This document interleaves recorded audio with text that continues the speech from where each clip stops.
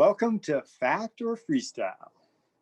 People love Dave Nourie, and they always answer the phone when he calls. When we get him on Zoom, we ask him to confirm rumors. Let's see how far down the rabbit hole we go.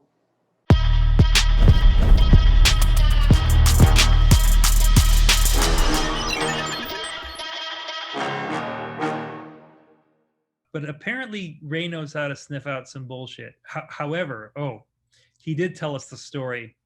Okay. I think that once he got on all of these podcasts, I think the story turned into someone else started the microwave. He said that he had never been more scared in his whole life. And still, he had a look on his face. Yeah. NorCal, baby. It's Mr. P. Brandt. I'm doing all right for a guy that just got a flat tire and a broken spoke all in one run. Are you fixing that with a toolkit that you have stuffed and hidden inside the light at the spot? Along with the leaf blower.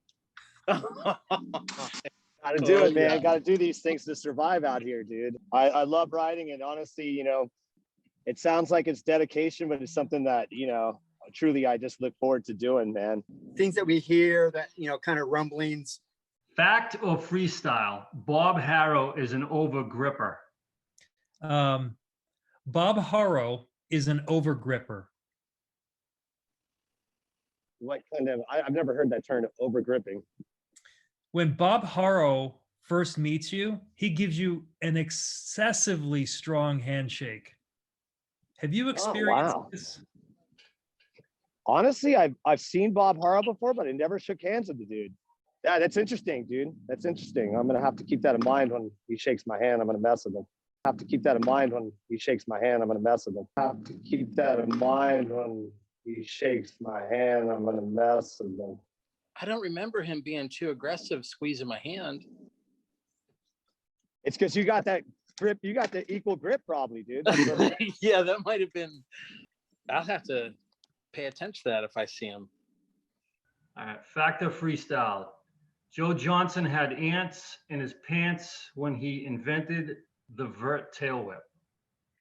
Okay, so moving forward, ants in the pants definitely didn't happen.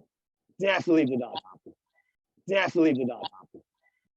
Definitely did not happen. The ants in the pants tail whip, Joe Johnson story.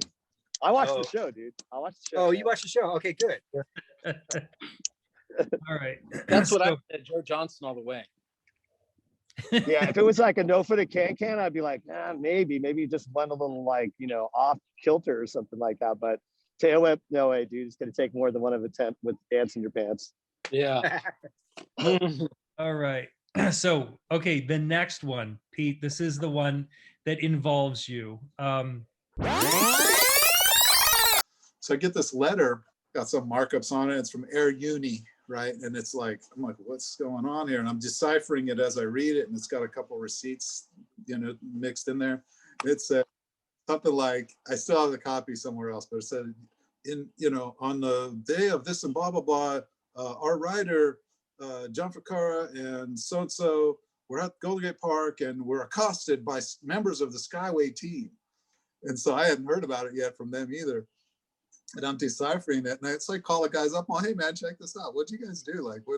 So I call them up, and so apparently Tim Tracy got a trophy at his first trophy at a contest, right? And Air Uni wanted to keep it in the lobby, and all Tim's friends at Golden Gate Park were pissed about it. And so when he came in with a rental car or something and was doing something at the park, and we were all like, "Nah, dude, the park is not for promotional bullshit. Like, this is all to hang out and ride, and he came in kind of posturing, this and that. And I guess they just went off on the rental car and stuck a banana in the gas tank and just jacked up the rental car, pulled the hubcaps off or something dumb, not get the hell out of here, just heckling him. And so they sent the receipts up to Skyway, and this was all to try to save Tim Tracy's first trophy from being stuck in a lobby somewhere. So fact or freestyle, you were named in a complaint as being one of several Air Uni team members who were assaulted during a raid to recover Tim Tracy's first place trophy. You know, there is some truth to that. There is. I wasn't like assaulted. I was actually kind of like, these guys are cool.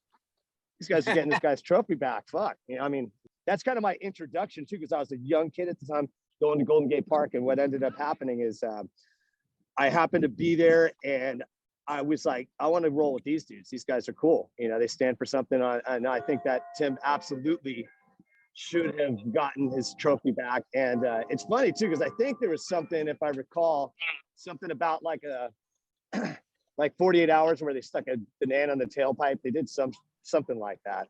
They did something to Alan Brown's car, who was the owner at the time, the guy that was running Air Uni, and said they tore him up, man. He like kind of bailed out.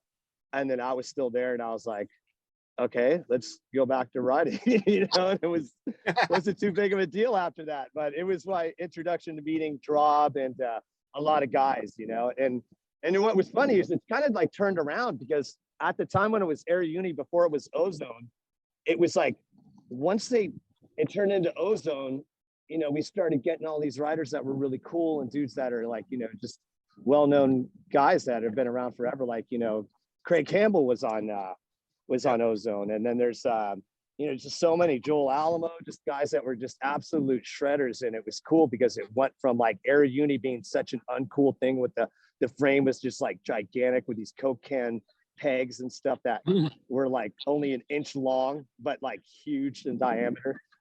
What the transformation actually changed. So I think I want to say like there was yeah, even Carly rode from, and Eric Emerson as well. I mean, he ended up riding for Ozone. If you rode for Air Uni, you weren't cool. But if you rode for Ozone, it's like, dude, you made it. You made it. And all it took was a banana in the exhaust pipe. Yeah, I want to say it was a banana, but I think it might have been a peach. It was something like that. And it was like kind of a joke, because they were like, oh yeah, he just pulled an Eddie Murphy or whatever. He does some stupid 80s type of stuff, you know what I mean, from the movies. And it was just there was eggs and fruit thrown at the car, and there's a bill, and it cost, in 1987 it cost $78.50 to clean the car, and it cost $65 to get the banana out of the fuel tank. I'm looking at the letter that Air Uni sent to Skyway. that's rad. How did you get that? Drob. Well, you know, you might want to give him the trophy back. We had Vic Murphy on and a few weeks back. So we were talking about injuries, and Vic had this crazy story where all his riding early on, all the street and those classic, you know, tabletops that he'd do, he was suffering big time with back pain. He didn't talk about it a lot, but I knew he was in pain. And so he went on for years with this pain. Well, finally he went to some, we call them like woo-woo doctors, or, you know, like there's the Western side of approach, and then there's Eastern. So it was more of an Eastern. It was a chiropractor. Yeah, but not just a traditional chiropractor that's just crack and pop and then come back in 6 weeks. And I'm personally seeing someone that's along that line of looking at energies and looking at kind of stuff that's definitely more woo-woo. But hearing the story from Vic was just great, because he said, the guy's like working on my foot, and he's like, oh, there's something happening in your ankle here. Let me think. And he tweaked it and twisted it. And all of a sudden it was like a light just switched and he was healed. Awesome. And his back, he didn't have back pain from that day on. So we're trying to get Matt to maybe be open to some alternatives. So we're just picturing, like, imagine you're this doctor, chiropractor, but a little bit more not traditional, and you have Matt coming in as a client. Like, I mean, the whole world knows of Matt Hoffman. So I mean, imagine that too from that side. Like, oh my God, it's this dude. Yeah, I got some work cut out for me. We want to send Matt Hoffman in to an unsuspecting woo-woo doctor with someone with a video, film the whole thing, and just wait for the diagnostic, or have you ever heard this before? Dude, imagine the form. Like when you go to a chiropractor, they give you like a form that says, like, you know, check the injuries that you've had in the past and stuff. That guy's got to be there for like 2 hours. Flat Bible post recently where it has a picture of like a dude dressed up as Christ, and then it's got, you know, it says street rider, and then it says like flatland rider, and it has a dude that's like perfectly fine.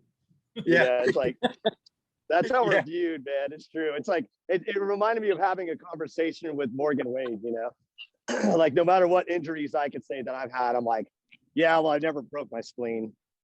You know, we pay in the time that we have to invest, and they pay in blood, basically. Yeah. And we get a Injury. fraction of that and what from time to time, you know. I think, Joe, you brought this to me some time back. We haven't brought it up for a while, but have you ever in the pro circuit arena? Factofreestyle, a shadowy cabal of elite riders engage in the practice of contest insurance to calm their nerves before the final battle. It's a much different, obviously, than back in the 80s, because you have your sponsors, your Red Bull, and your big sponsors that will match your contingencies that you win. And there was something going around that the top two, when they qualify, the top two qualifies, they'll do like this gentleman's agreement.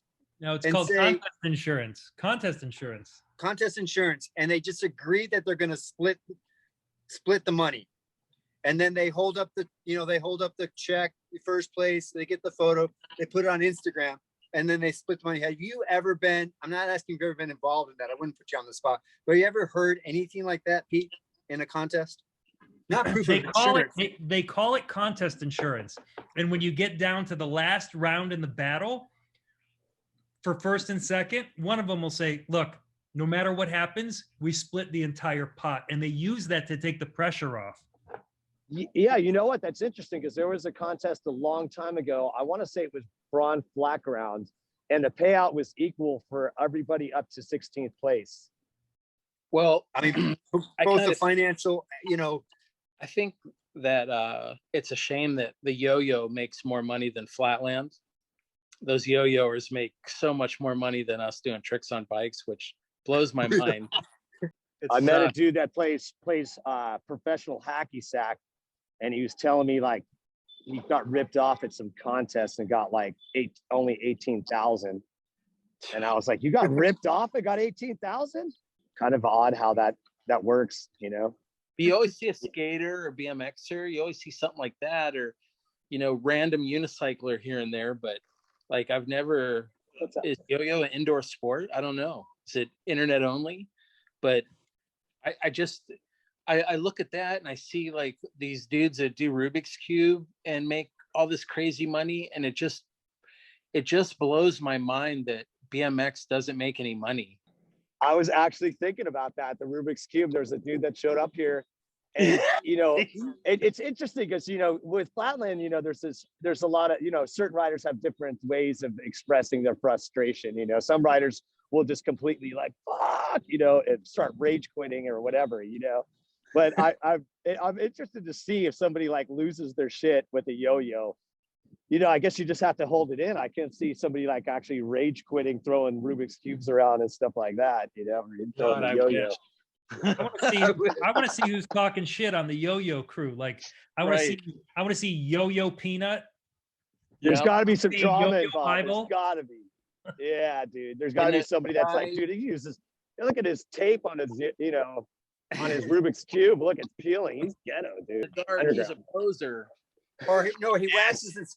He waxes his string. That poser waxes his string. Yeah.